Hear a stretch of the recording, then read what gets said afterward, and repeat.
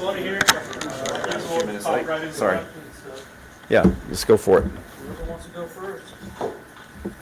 Very absolutely the ball all really well. What happened with not being able to convert once you got on their side? Yeah, we just didn't execute, and with a couple of play calls, and just within the play calls of the execution, it just wasn't good enough for us to, get the points that we needed to get to win the football game. So, moving the ball is just half that. The most important part is figuring out a way to score and score touchdowns and not have field goal opportunities, and that's certainly an area that we came up short in on Friday night. The fourth down call, what was your perspective? As you look back on it? Yeah, certainly one I'd like to have back. It kind of got in that awkward area where you're so close to the goal line, but you're still like a yard and a half, and I didn't put our guys in a position to succeed. And that's something that I've got to own, and certainly have and will, and learn from it. And the next opportunity to have to be more, better prepared to give our guys a chance to punch the ball in the end zone. That's the bottom line.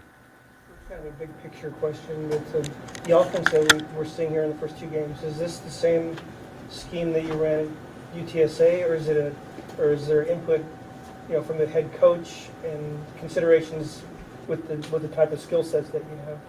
Oh, yeah, it's the same offense, for sure. I mean, it's the stuff that, when I was there, where I was at in the previous place, that we ran and had a lot of success with. But, I mean, if you watch each week, it's going to look different. I mean, from when you pull up the film from when I was at San Antonio, each week looked different. And so, but it's the same offense, and coaches, repeatedly empowered me to have the influence on the offense. Obviously, he's the head football coach, and there's things that, that we do and say, just like I did with Jeff Traylor when I worked for him, that we said, hey, what do do you like this, or do you like, are you good with this? Those types of things that I think happen in every organization, that when you have a head football coach that's an overseer of the program. But he has repeatedly, continually empowered me to have the influence on the offense with the help of the staff that we have on offense. And so, for sure, it's the same one that I had previously done before I came here. Coach, when you have a close loss like that, how do you prevent it from being a hangover type thing for the next game? How do you get in other guys' head when you guys as coaches? Yeah, I mean, you have to flush it, right? I mean, it's part of the game, especially the unique nature of, the hard part about our business and our game is that there is only 12 opportunities. I was a former baseball player myself too, and sometimes you would lose a tough one and you turn right around and played an hour later, and so you had to have a little bit of a quicker flush of that, so to speak. So it can linger if you're not careful, and the heartbreak and the disappointment, I think, that we all felt, every one of us, you just deal with it face to face, and you just, like you do in life with adversity, you just got to deal with it. You can't be an ostrich about it. You got to look at it and say, where I failed, where I came up short, what we did well. There were certainly a lot of things that did go well during the course of the game, and you learn from both of those factors. You watch the film, you talk about the corrections, boom, you're done with it, move on to Virginia. And that's what we've done, and our guys have done a great job of responding to us in that regard. What do you see out of the offensive line?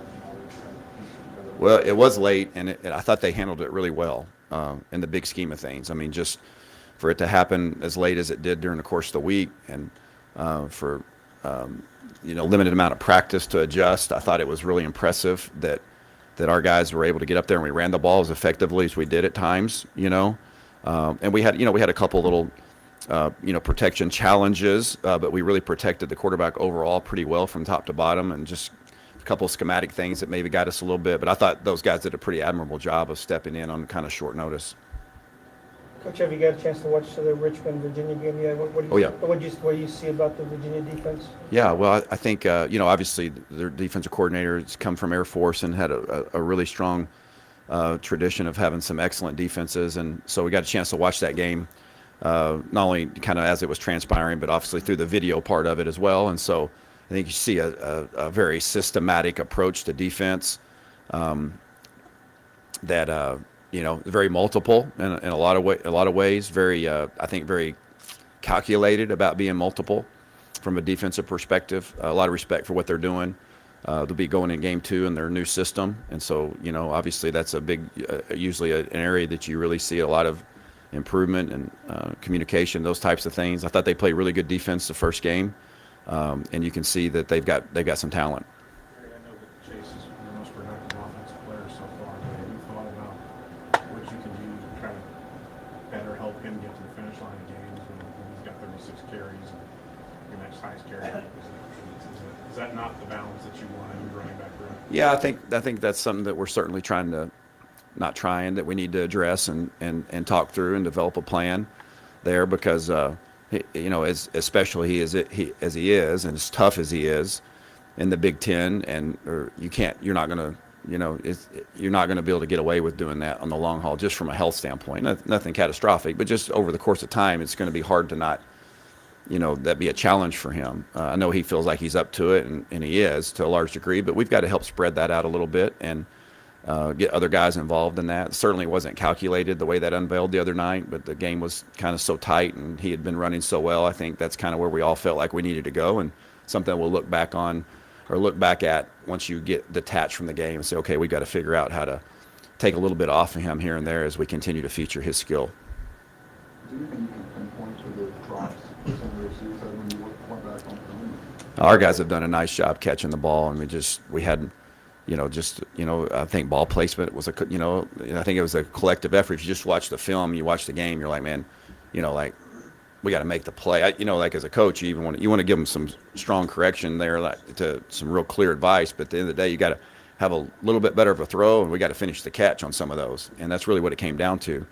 Our guys have done a nice job attacking the football, made some tough contested catches, and obviously there's a couple that we could have pulled down as part of the game. Those are part of the mistakes. And you look at the end of the game, like whether it's a mental error or a decision by the quarterback or a play call that you would like back that can affect the game negatively. And we got to all learn from those moments and move forward here and going into week 3. So would you evaluate how Tommy's managing and running your offense so far? Well, I think he's doing really well with that. I think the management part of it, I thought one of the things that stuck out to me the other day, I thought I would give him an A+ for his competitiveness in the game the other night. I mean, he we challenged him going into the game that he don't be afraid to use your legs, and I thought he did a phenomenal job competing and giving us a chance there, and then he made some really nice throws and decisions, and there's obviously like every other player that played in that game and every other coach that was participating in the game, there's some things that you would say, man, if we could have just done this, there's no perfect player, there's no perfect coach, but we're striving for that, continually. And so from my perspective, the management, the toughness, the competitiveness, man, was all there. And a lot of the throws were there. And if we could just connect on a couple more of those, it could have been might be the difference in the game, among other things, So I think I really like where he's at. I like the way he's playing. I think he's getting more and more comfortable.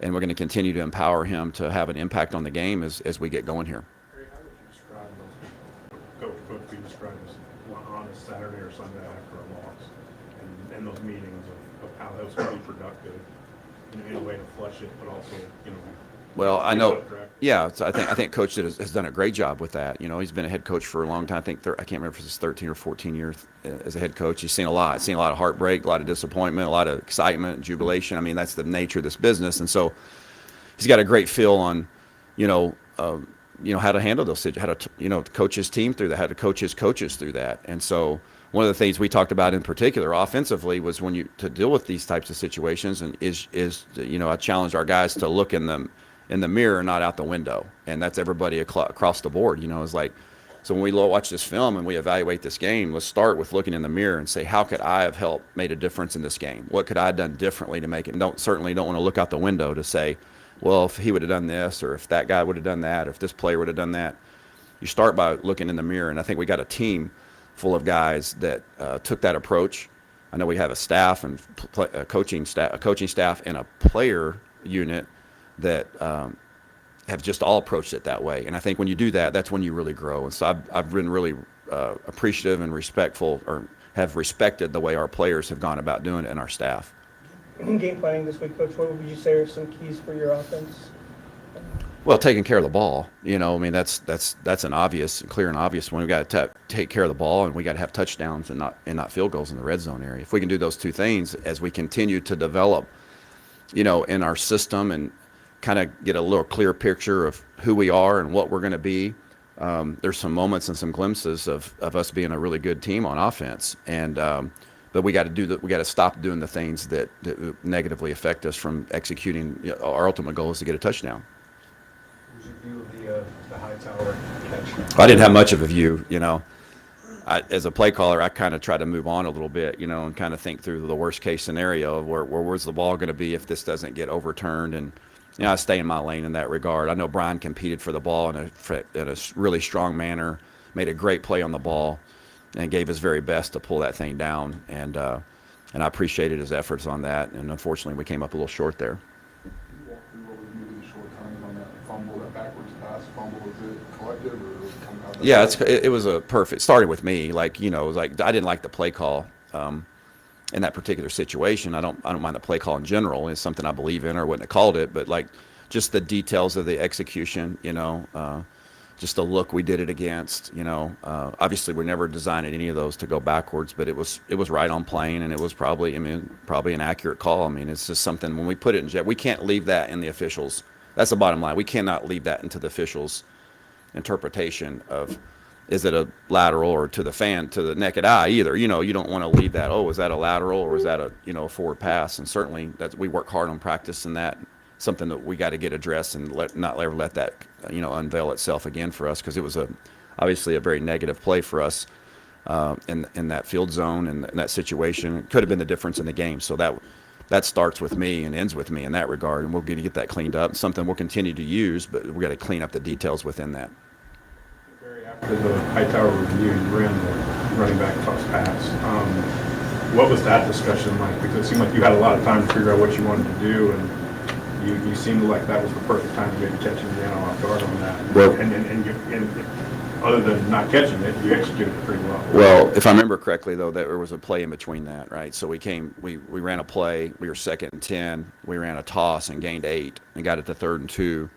And then based on the response that I'd seen from them on film and off the previous toss, I thought that would be an opportunity to kind of regain that momentum for us that we'd lost through the review maybe. And, we had practiced and executed in practice, and it got disrupted. If it wouldn't have gotten disrupted, it'd have been a pretty easy one, to be honest with you, because they triggered, and the play just kind of got disheveled. I thought Chase did a great job of giving us an opportunity, and just that little swing of 3 plays there. We left 4 points on the board, and through a red zone failure there, and that's something that could have been the difference. It would have been the difference in the game. And so I think we're all understanding the significance and gravity of those situations, and we're learning from that. And next time we get down there, hopefully we'll do better. You need to get more from the tight end position, Coach. I love the way the tight ends played the other night. I mean, as far as just their competitiveness and to their the toughness, and again, we go in the game, and a lot of the passing game stuff, whether it be his first play of the game, Tip got one on a misdirection bootleg, and then there were some other opportunities that within the course of the read that we misconnected on one through Tip through the. I think if we can just execute the ones that present themselves, they're going to give us what we need from that. And there'll be times where there'll be a lot more opportunities for them, and sometimes there'll be less. I mean, it's just the way the game flows. It kind of depends on that. But primarily for us, the biggest thing they have to do is to continue to operate as an extension of our run game in the C gap. And I thought the other night they did a pretty admirable job in that regard. And as a group that I think we feel pretty good about as we continue to take care of the details there. Last one. Practice kind of through the week, kind of working on red zone execution. What do you kind of do and kind of emphasize there when you're kind of working on that? Well, I mean, we watch film and we get a plan on base what we think it presents itself, and practice those looks, and then ultimately the game usually gets in there, and it's usually something to some degree different, the way it is. But so really at the end of the day, it's about your execution, your detail of your assignment, the play. Am I giving our guys a chance with the play call? That's something that obviously we always have to plan and try to think through. And then are we executing with the details that we ask them to do it with? And so, there is no magic formula down there. If there were, I think we would all know it. It is really about, executing, putting your players in a good position, which I got to do a better job of. And I'm confident that we can get that fixed. We've had some really nice execution in the red zone throughout the course of the first two games. We've had some nice plays being made.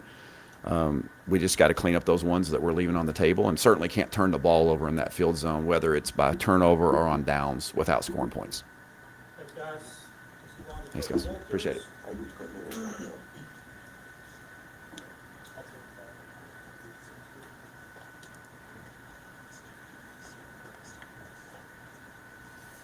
What's going on? Special game, just what makes him so effective and what's he giving you right now? Yeah, he really did. I shouted him out in our unit meeting yesterday. Just the level that he's playing with and the consistency that he's playing with is pretty special. He was up. Obviously, we didn't get that many sacks. He got the one sack, but was in the backfield all night and had a bunch of hurries and really affected the quarterback. It's just his motor. We saw that in the summertime and workouts. He just always strains. In practice he strains, and so it shows up in games. Aaron Armstrong had a pretty good game against Richmond. What kind of challenges does he present for your defense? Yeah, accurate passer. Obviously has played a lot of football, so he's experienced. He understands coverages. Dual threat. He can extend plays with his legs, and can go score when he breaks the pocket. He had the long run, this past week, and we saw that firsthand as well a year ago. He's just an incredible athlete that can throw the football. How much do you talk about with this game, retribution or revenge, if you will, after last year, wanting to get it back against them? I think it's in the back of people's minds, but it's a new staff, new system, a new system for us as well. And so, new personnel, all of those things, but definitely you remember the losses, and they took it to us last year at their place. And so I know our guys are excited to go play. How would you describe that new system? So a year ago with Coach and I, they were very unconventional, different formations, different personnel groupings. This you can tell that there are influences both from Clemson's offensive identity and really Kitchen's time at North Carolina State. There's kind of a marriage there just off of that first game. A lot of 11 personnel, a little bit of 12 personnel, but zone schemes, the different backfield sets, and more traditional pass concepts. How would you describe, the tale of two halves for Ken in the sense that seemed the ball go over his head, but didn't make a big play on that pick on the first drive of the second half? Yeah, really it was that one play, right? So I don't even know if it was tell of two halves or the tell of one play versus all the others. Something that you got to learn from at times. That scenario, even though it wasn't a turnover, you almost got to treat it like a sudden change because of the punt. We had shanked the punt, so they had started the possession near midfield, and from an identity standpoint, they were traditionally a shot takers in those type of scenarios. I thought his alignment was good pre-snap. Just kind of got caught with his eyes in the backfield a little bit. And kudos to Indiana for taking advantage of that and really blowing the top off of the coverage. And we let one go over our head. We'll learn from it. We'll be better in those situations. And but that wasn't. I don't think that was the end-all be-all to the game. We talk about self-assessment after losses and learning from losses. And the third play of the game was my fault. We started off the big hit, awesome way to start the game. Then we get the TFL, Sydney on the zone read. So it's 3rd and 16, and I've got a 3rd and long call in my head that I know we can get off the field. And so I'm not thinking they're going to go tempo. I've never seen anybody go tempo on 3rd and 16. You know what I mean? But they did, and they caught me trying to get our dime personnel out there. And that resulted in a 40-yard gain and ultimately a field goal. And we ended up losing by 3 points. So best believe I will log that memory and remember that moment for the rest of my career. Last drive, was prevent. Didn't look like a lot of prevent. What happened on that last drive? I thought, yeah. So I thought we got a little bit tentative, a little bit cautious. you know, and some of the techniques we play with was kind of uncharacteristic there. I got to do a better job though of calming us down in those situations and you know, mixing up some calls to kind of get us settled in. And then they executed. You know what I mean? And we didn't. You know, after we had made that field goal and went up 4. You know, I knew 2-minute drive was coming. You know, I think everybody to a man was confident on the sideline. We just came up short. You know, they outcompeted us that last drive. Like I said, I got to do a better job from a schematic standpoint of preparing our guys and being ready and for that moment. You know, wish we could have that one back for sure, but like I said, we've learned from it. We watched that whole series as a defense, and I think are better for it now because of it. Ron, how much did big plays hurt, and how frustrating is that for you when those big plays can make a difference in a game? Yeah, big plays. You know, one of our goals is to limit explosive plays, and we categorize that by 3 or less is you feel like you did decent during the course of a game, and they had more than that. And those are hard to overcome. You know, especially in tight games. So you know, from a secondary standpoint, we got to keep a roof on the defense, and from an upfront standpoint, we got to transition rush and try to get back there. And but you know, I thought you turn on these games are tough because you turn on the tape and like 95% of the film is really, really good. You know, and it's just you never know what play can kind of make or break the game, and you got to be stout and solid. You know, all the way through the course of the game. Other than Johnny, do you have some concerns about the pass rush, particularly coming off the edge? You know, I wouldn't say concerns. You know, obviously, you know, they threw the ball 50 sometimes, so we had 1 sack, but we were hitting them. You know what I mean? The ball was having to come out quick. You know, I think that was a result of his completion percentage wasn't that high. You know what I mean? And a lot of that was him getting rid of the ball quicker than he wanted to. There are definitely things that we as a staff can do to design some pressures to try to get there faster in the type of pressures we're bringing. But those things will come. You know, it's game 2. We're going to always continue to get better, and you know, I'm happy with the effort and with which they're trying to get to the quarterback and the attitude with which they're getting there.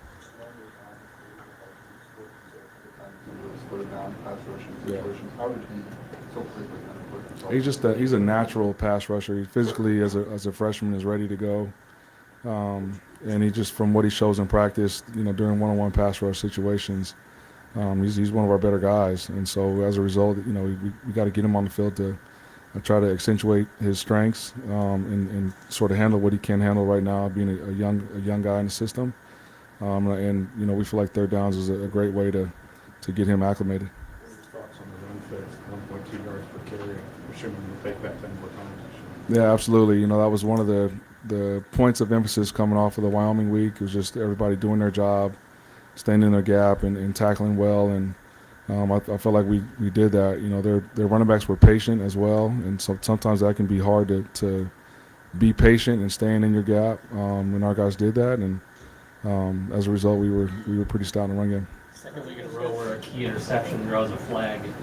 What's your conversation with your guys about that? Is there anything about those calls that surprised you? You know, just you got to have composure and poise. You know, the one a week ago was a result of a blindside block or a blindside hit from Wyoming's. It was reactionary, and then this one was celebratory. And we can't have post-snap penalties. Those will kill you. Just know the hidden yardage in the game, all that matters. And we talk about, you know, ways to lose games are penalties, mental errors, and turnovers. And we've gotten penalties off a result of good plays. We can't do that. You know, unforced errors are inexcusable. For your wide receiver core, one of the better groups in the ACC. How do you think you guys match up with those guys? Yeah, I mean, I'm confident in our guys. You know, they are very long, athletic, on the perimeter at Virginia, but we got some scrappy guys. You know, Spoon isn't the biggest guy, but you know, I don't know if anybody is going to hit as hard as he does out there on the perimeter. And you know, same with the safeties, and you know, I'm confident in our abilities, and we just got to put them in the right spots, and get their type of. close loss like you did Friday? How do you keep that from having that be a problem the next, a hangover, so to speak, with you guys? Yeah, you have to learn from as a competitor. Some of the more valuable lessons are learned in defeat. It's as bad as you want to win, you got to hate to lose, and so when you do lose, you got to learn from it. And I think our guys are at that point where all lessons are learned and logged, and I'm hopeful that we won't be, if we get in these situations again, that we'll be prepared for them. I know our guys are wanting that challenge and are not shying away from it at all. It was a very positive and productive post-game meeting to go over the tape and watch the tape. I think our guys are only more confident as a result of that. It's early in the year, and we'll see where it goes from there.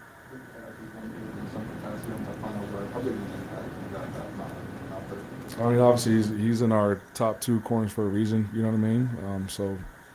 We don't have the guys that you don't have them. But at the end of the day, you gotta. It's good. We got to have that next man up mentality, and that was some of the things we preached in that unit meeting after the game.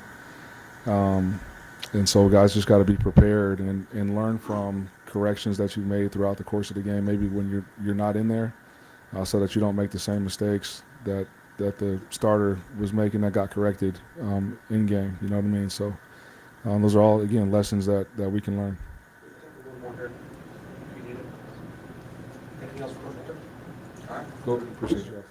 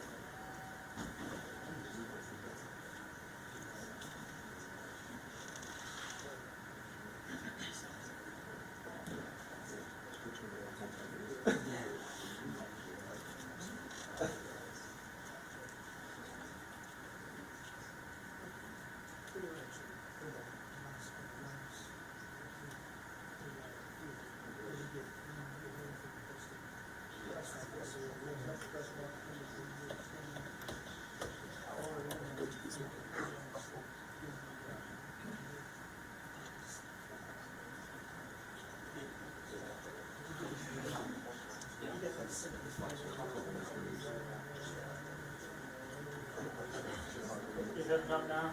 We'll start usual statement.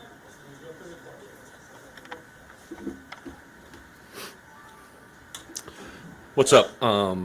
Obviously, it's very clear with my coaches on Saturday.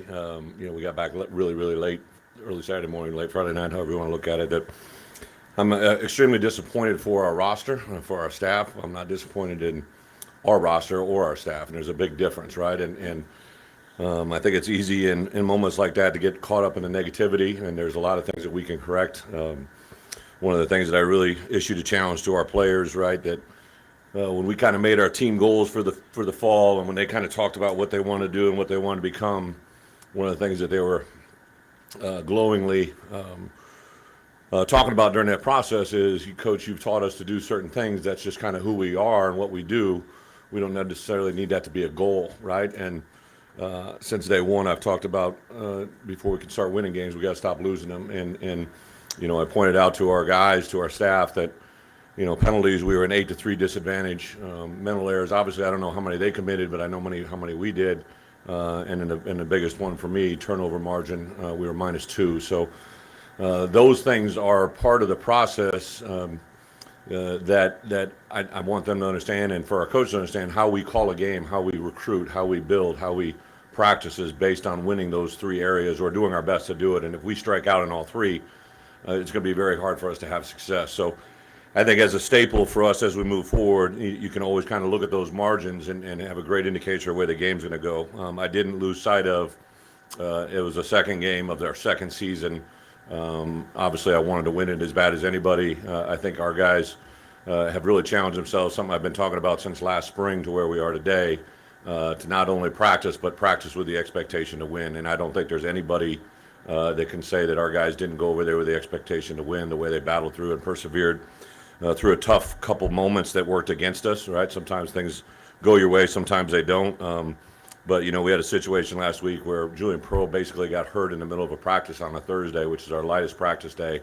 We immediately popped Isaiah Adams out to left tackle, took Jordan Slaughter, who had really been repping at right guard with Zai, moved those guys over to left tackle, new position, left guard, new position, and the way those guys performed for 90-plus snaps was pretty incredible. Obviously, it wasn't clean, but to think about their entire week of preparation, went into different positions, and to play that way, I thought was really good. Can't lose sight of two guys, kind of two different ends of the spectrum, but Chase Brown just continues to impress me with who he is, what he represents, the way he competes. Obviously got hit with a tough play, tough hit, and came back even tougher than ever. Brian Hightower just continues to show me on a daily basis how much improvement he's made since we've walked in, and the attitude he carries. I got an incredible message from him. One of the things that happened the week before, I think I mentioned it, Pat Bryant, I think, made a catch in the Wyoming game at the end of the half where I didn't see him tell me he caught the ball. So we made a huge point in our program. Listen, I want you to have faith in me, and I got to have faith in you. So if you tell me you catch something, I want to know, because I want to be able to review it. And when High jumped up, you see him not celebrate, not do anything, but look at me, look to our sideline and tell me he's catching it. That's a huge moment, right? It gets probably unnoticed by a million other people, all right? But for me, that was everything. He shot me a text. He said, "Coach, I wasn't lying to you. I caught that ball." And I shot him a text back. I said, "My friend, I don't need you to tell me that, because I knew it by the way you got up and the way you responded." And that's the way we're going to operate in that moment. Also, a couple other guys that I think persevered, right? Isaiah Williams, I know he took responsibility after the game for some of the things that he knows he's got to do better. But for him to play the way he did for 4 quarters, he was kind of battling some elements going into it. And I give Luke Ford a lot of credit. Luke, obviously got caught with a tough hit. It was a bam play. Tommy really tried to help him by throwing it on the back shoulder, but obviously a great defensive play by their guy. And then obviously the hit on Chase, everybody's going to look at it as something that Luke could, but with a motion, that defender started a motion away. Luke can't move because he's stationary by rule. He can't change, and that guy created an angle that he made an incredible play and break, which caused a turnover. But you take all the other plays Luke was involved in. He blocked backside and then some C area plays. It was really pretty good. Defensively, I can't say enough the way the game started with Spoon. Just a really explosive player that sees, reads, reacts. The things he saw before that snap even happened and the way he pulled the trigger, that was a bam play. Really, that play is very comparable to the Chase Brown play. Just both of those rulings went against us, right? Like, they went in favor of Indiana. I'm sure it was a correct call, but it's just one of those things that it's just unfortunate the way because that could have been a scoop and score for us and literally changed the game from the first play, but it didn't happen. And then another guy, Johnny Newton, is just I've kind of said it all along. Johnny, I believe I saw the PFF thing. Somebody put it on my desk that he led all Division I football in pressures and hits on a quarterback, almost double the number of any other D lineman in the nation. And to do that as an interior player is really, truly incredible. And the great news is Johnny is probably going to push himself to even be better this week just because how he's wired, and just a really, really special player right now. And then I give a lot of credit to Caleb Griffin, who obviously in the Wyoming game, things didn't go his way for him to operate and function the way he did as a kicker, not only in the field goal, which everybody looks at, but for us on kickoff coverage, we really had to cover one kick, right? And just really give him a lot of credit for what he did there, and a lot of other good examples as well. So just like everybody else, we got to turn the page, to hop into Virginia. Tremendous respect for this program. It's a little bit unique, right? We got done with the game last year, saw them take the victory kneel, and knew that we were going to have to play them this year, not really expecting them. They became a bowl-eligible team, but obviously transitioned with Coach Mendenhall for whatever happened there, right? So now you're dealing with a new head coach, with Coach Elliott, who has had a tremendous respect in our business. Offensive coordinator Des Kitchens is a guy that I've had on my eye on. He's an incredible football coach that has been, very well thought of in our profession. He's getting his first opportunity to coordinate. And then their defensive coordinator, Coach Rudd, is a guy that had been at Air Force. Coach Calhoun and I are very close. I've got 3 coaches on my staff who worked at Air Force, so they're very aware of how good a coach he is and where he's at. So they have three new coordinators, including our special teams coordinator and offense, defense, and head coach. Kind of the tale of two cities offensively. Their quarterback, obviously Armstrong is a very talented left-handed quarterback, so it's tough to simulate a left-handed thrower. Was a very impressive guy. Up front, they have a lot of guys making their first starts. They really got a lot of position in the offensive line, but in the back end, or in a wide receiver running back position, you have guys that have played 30-plus games, 32, 34, 36, 25, 28.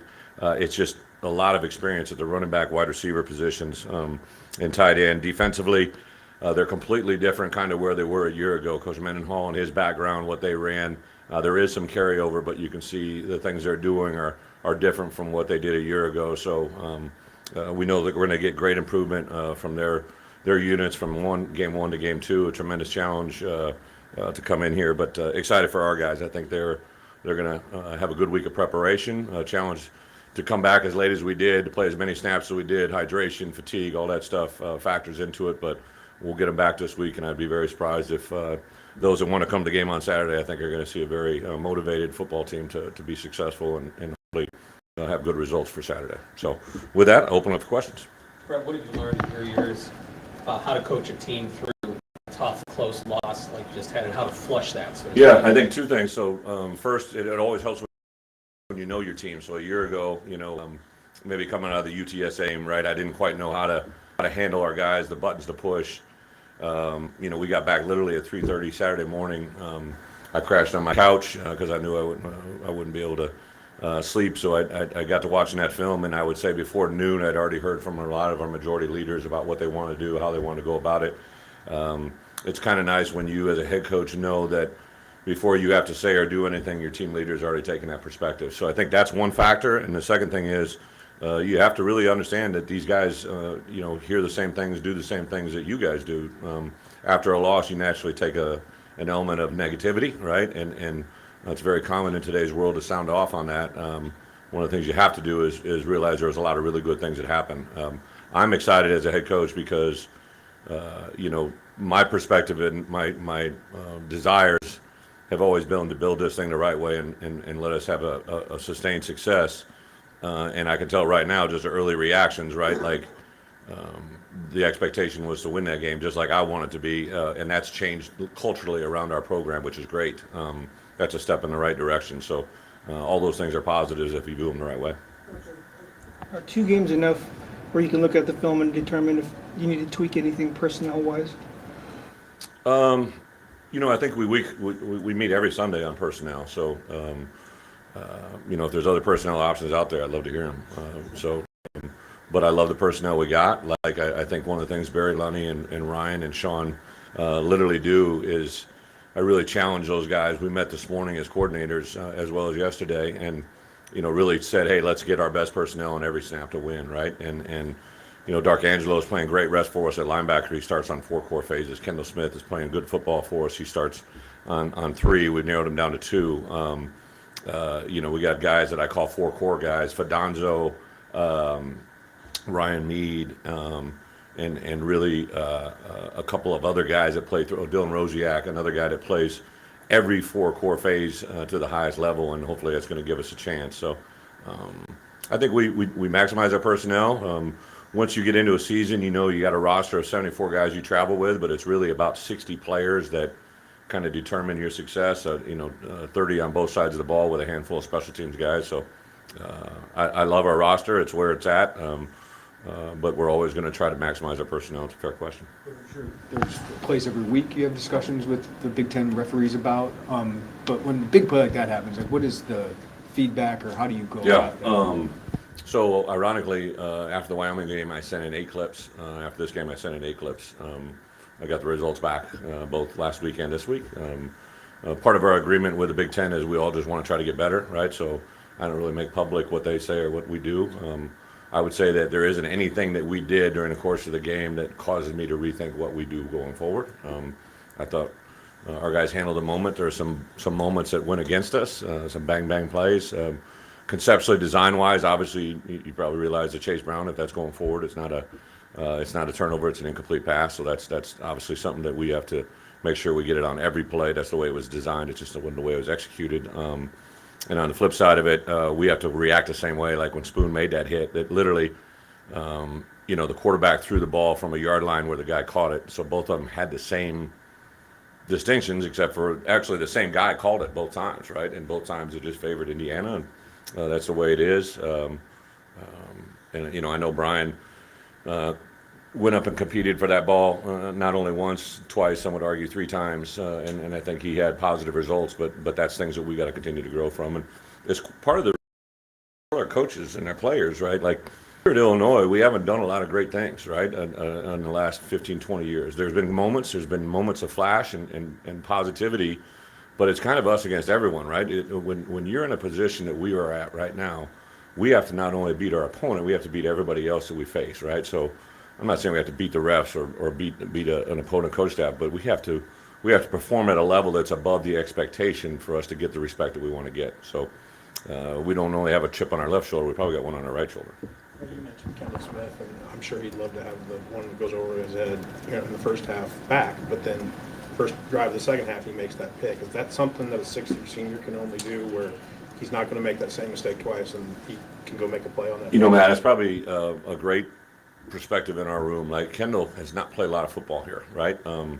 So before our first game, going into game week, Kendall approached me and he said, "Coach, can I talk to the team?" And I said, I kind of have a rule, right? If you want to speak to the team, I'll give you open mic. And Kendall got up and gave a talk about really not even being off the look team till his 5th year last year. And then he entered the portal because he basically thought that, that his opportunity to play would be limited here. And then obviously when certain things transpired, he came back. So even though he's a 6th-year player, he's literally working himself through the first year as a starter. And I thought Kendall's growth from that first to that second, and to be quite honest, we overcame that moment, right? But like he got hit with a taunting rule. I asked for an interpretation of that, so we grow from that. But that put our offense in a position to have that first score in the second half, which was, obviously a big part of the game. You talked about you paper thin in certain positions on Friday night. What does that look like? How does that manifest itself in the course of the game to kind of affect you there? I give a lot of credit to our coaches. Like, so like when Julian Pearl went down last week, literally I went up, checked on Julian, I talked to the trainer. Bart had already made all the changes we had talked about doing. So one of the things we do on a weekly basis, we kind of call it our roster rotation. So like we'll go into a game, there are 5 starters at the offensive line, but it's like 7 for 5, right? So if these 5 players start, if something happens at this position, we go to our 6th player and plug him into the best position, and to our 7th player. We kind of go down each position, like at linebacker, right? We're a 3 for 2. At defensive end, we're kind of like a 4 for 3. It's how you maximize your roster without slotting them into positions. And at certain positions, it's critical. And then, you look at, I'll just say this, I couldn't have been more, I was upset with Taz at one play, and then I was extremely proud of him the next play, right? So obviously, in the heat of the moment, you can't lose his cool like he did. But to respond a few plays later and create an opportunity, and, Taz had been battling a little bit of soft tissue, and he just basically said, he was worried about re-injuring, re-aggravating. That's why he wasn't out there to start that. And then he got in a play, and he dug down deep and put himself back in that position. So we have to also be smart about our players, right? Like player safety is always our premium with us. We don't want to put himself in a position like Julian this week. I think he's going to be ready to go Saturday, but my biggest concern, I told him and the trainers, was like, let's not put him back, right? Because I think he's going to be a phenomenal player when he's at full strength. We just got to make sure it's got to be there. So it's kind of, to your point, it's kind of a case-by-case basis. Is it a work in progress looking for a second back? 36 carries seems like a lot. Yeah, that's a great point. I think we went into that game with the expectation that Reggie and Chase, we knew exactly how both of those were going to be entered in the ball game. We talked about it during the course of the ball game. I think the way the game unfolded, Chase, it's hard to pull him out, right, for Chase alone, but let alone his coaches. But on the same account, I think, Chase and Reggie this week, we've got to give them a tremendous amount of work so that they feel confident, everybody else feels confident when they possibly enter the game. And then the other guy that's an X factor, Aiden Lawfrey, really wasn't cleared until last Wednesday to play, so we didn't feel comfortable putting him in. But there's another third guy in the rotation. But I'm excited for Reggie. I'm excited for Chase Hayden and Aiden to see exactly what they got this week, because we definitely can't put a 30-plus carry on Chase Brown every week. Who's logistically the guy who is scout team for Brennan as a left-handed quarterback? Who do you put out there? Well, I think the element of what we have to do schematically this week for our offense has to give us still the best passer to throw, right? We don't have a lefty into that category, so we do have some guys that throw the ball left-handed. We'll mirror that in our individual time because it's a different. So if you have a right-handed thrower, right, your mirror of the throwing hand is totally different than a left-handed. So it's kind of like when you're going against a right-footed punter versus a left-footed punter. You have to make adjustments during Indy, but you really can't adjust the team. Completely off topic, I apologize for that, but did you You see the usually news? are. Did you see the news report about the expanding the college football playoff? What are your thoughts on that? Yeah. I think as this game has evolved, like I remember my first year as a head coach, we went 12-1, and we were limited in the BCS because at that time the Big Ten could only have a limited number of BCS schools in the works, and I was trying to push us to get 2, and that was the rule back then. So literally from the first year as a head coach to where we are now, the rules have always changed. I think they've always improved, and I think this is another great example. So the more people that get involved in the playoffs, I just don't see how that can be anything but a positive. How do the transfer windows affect how you build your roster? Yeah, there's still some uncertainty and questions on that because, certain guys, literally since fall camp has started, have already entered the transfer portal, right? But, on your ability to recruit them, how you can roster count, right? I remember last year, right about midseason, Derek Smith came in and said he wanted to transfer, right? So he entered the portal, so he was out of our conversation.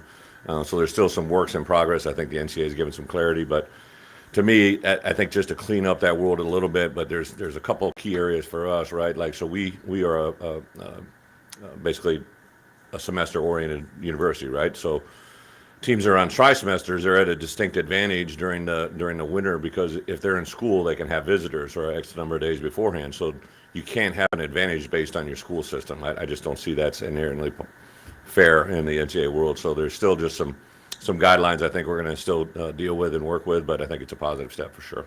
Coach, this game against Virginia was set up long ago, before you got here.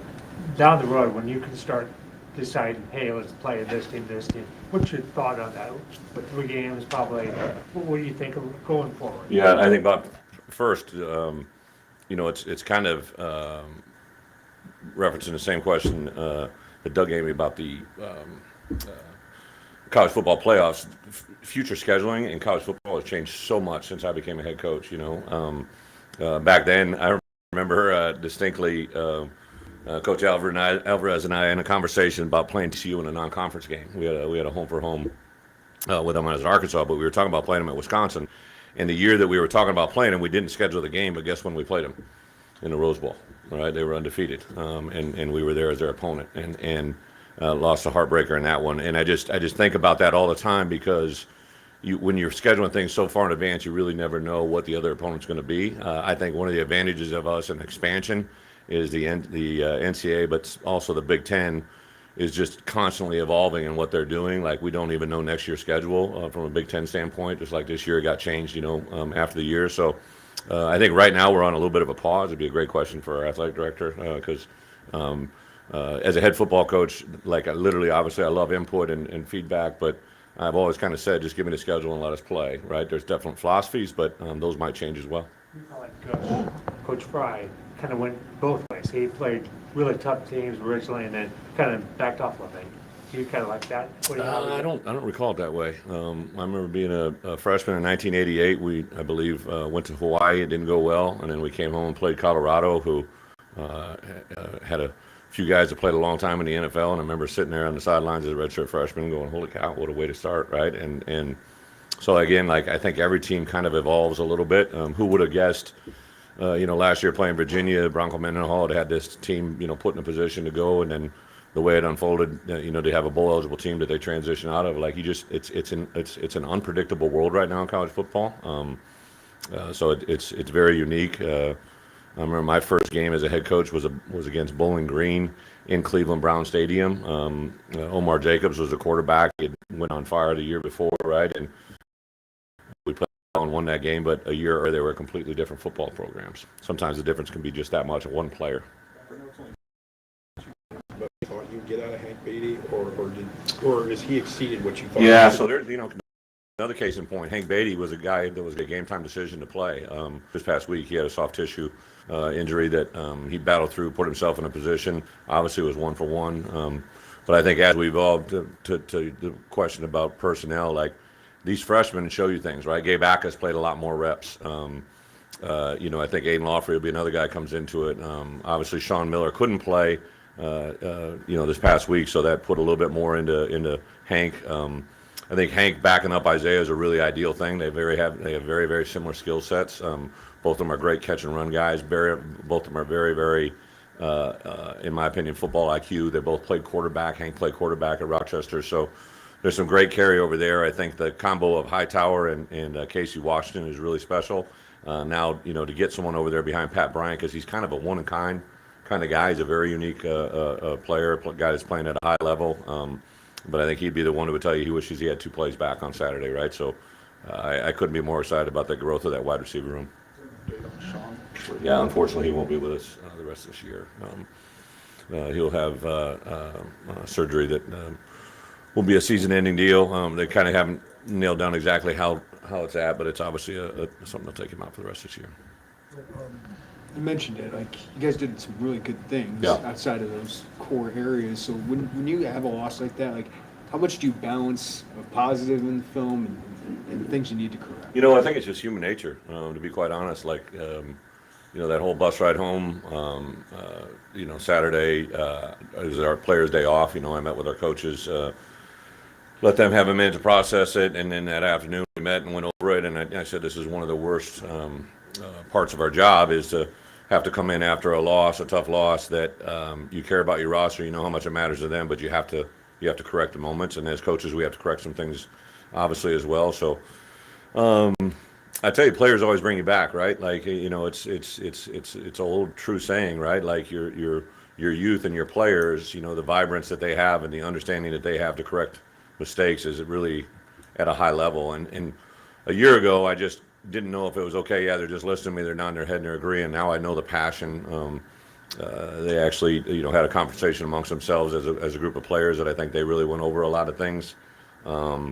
I was more excited last night. We had a meeting for about an hour and a half that went through our special teams and our offensive and defensive film. Then we took a 15-minute break. We came back in and I jumped into Virginia preparation, and I could just see the excitement and energy from them to get ready for this game. So Tuesday's practice, Wednesday's practice, I've scheduled it in a way to kind of be, get them back refreshed, but also have high energy, high tempo, and hopefully hit the ground running on Saturday. The good news for us, it's our second game at home. It's the exact same schedule as week 1, so there is some familiarity there that's pretty nice. You said you got Saturday morning from some of the guys. Is there any one that you can share that stood out that you kind of reinforced? High was impressive to me, right? Like because it was a point of emphasis, so I knew how much it meant to him, right? That would be one, just because I've just been incredibly. It's a blessing to be around High. Like as a coach, you always.